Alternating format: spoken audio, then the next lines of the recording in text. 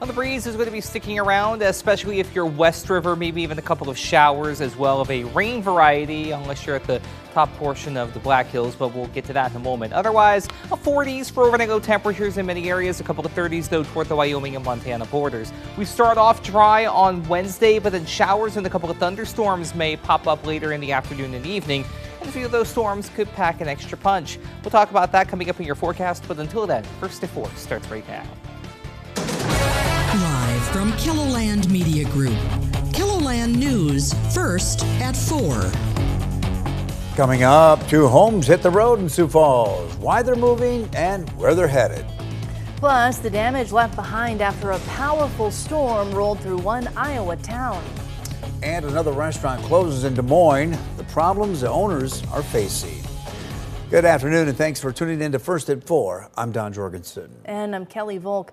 Drivers in central Sioux Falls experienced a unique traffic jam this morning. 2 homes were making their way to a new location. Our news crew captured this video as they started the journey across town. The structures were seen making their way up 41st Street before turning north onto Minnesota Avenue. The path eventually took them to Russell Street, where they turned west and then headed to North Marion Road. The homes were moved from the area near Interstate 229 and Cliff Avenue, where there is a history of flooding problems, and a major interchange project is getting underway. An Augustana hockey player is behind bars accused of causing significant damage outside O'Gorman High School. 21-year-old Ethan Peralt was booked into the Minnehaha County Jail this afternoon. Police say last night he drove through a fence, through the grass, and the artificial turf outside O'Gorman. When his Jeep got stuck, police say Peralt took off. Police arrested him for hit and run and reckless driving. Police in Aberdeen are asking for your help in finding a pickup that took off from the Highway Patrol over the weekend. Authorities say that it happened Saturday morning on 6th Avenue and Southeast. A trooper tried to stop a silver or gray pickup, but it sped off. It went through residential yards as it traveled towards Melgard's Road. Aberdeen police shared this video of the pickup. Now, if you have any information about the pickup or the driver, you are asked to call Brown County Dispatch. The missing firefighter gear in Rapid City has been found. The department says someone called in the equipment's location this morning. Crews recovered the gear from a dumpster on the south side of the city. Officials are thanking the public for keeping an eye out for the missing gear and helping to bring it back home. In northwest Iowa, one man is behind bars accused of a shooting in Montgomery. The Dickinson County Sheriff's Office says that it happened just after 5 o'clock Sunday night. Deputies and officers arriving on the scene were able to give medical care to the victim. Caleb Crosby is in the Dickinson County Jail charged with attempted murder and car theft. According to the jail's website, his bond is set at $2 million bond. Well, I think a lot of towns are drying out after last night. Well, we could use some drying out, that is for sure. Yeah, it's pretty saturated out there. Yeah, we got a quick about 3/4 of an inch of rain here in Sioux Falls from yesterday's strong to, at times, severe thunderstorms that rolled through the area.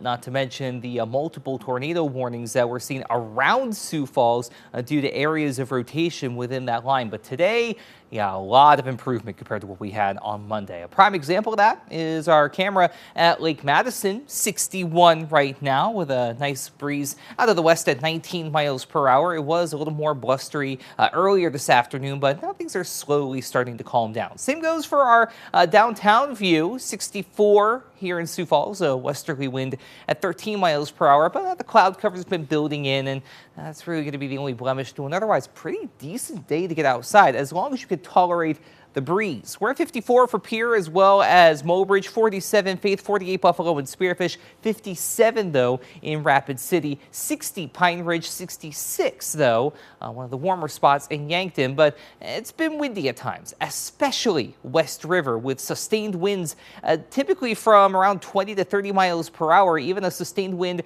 of nearly 50 miles per hour right now in Buffalo. compared to that, anything's better. And East River, yeah, it's breezy, but 15 to 25 miles per hour is a little bit more tolerable than what they're seeing in western and northwestern South Dakota, where they also have a little bit of rain out there just to the south of Eagle Butte, north of Mulbridge, over the border into North Dakota. Of course, we saw the snow earlier up the higher elevations of the Black Hills, including in Terry Peak. But otherwise, not a whole lot going on. It's a pretty quiet evening, all things considered, but that's not going to be the case tomorrow evening, as we do have another round of showers and thunderstorms that we'll keep an eye on. Highs for the day on Wednesday climbing into the mid to upper 60s to the southeast and northeast for that matter. Not as windy East River. Another day with that breeze making its presence known, though, out to the west. Also noticeably cooler down toward Martin and Hot Springs all the way up into Buffalo. We'll see those 60s, though, along the Missouri River Valley. We'll talk about the rest of your 7-day forecast, which has a really nice weekend to look forward to as we head through the hour. Thanks, Adam. Well, crews worked to restore power after strong storms rolled through Prairie City, Iowa last night. Power lines were ripped down. The storm also blew over trees, which fell on top of cars and across roads. One family says their garage was destroyed. Fortunately, they were not hurt.